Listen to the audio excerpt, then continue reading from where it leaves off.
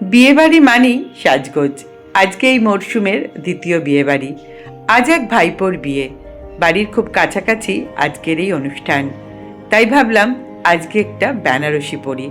অন্যান্য সময় এইসব ভারী শাড়ি পরে অনেক দূরে যাওয়াই যায় না।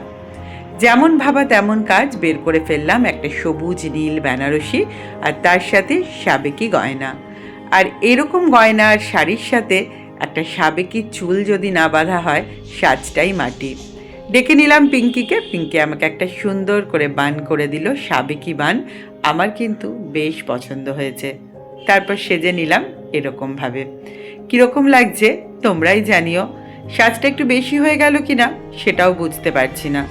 তবে যাই হোক, পরে তো ফেললাম, আর কিছু করার নেই। চলো তাহলে যাই বিয়েবাড়ি।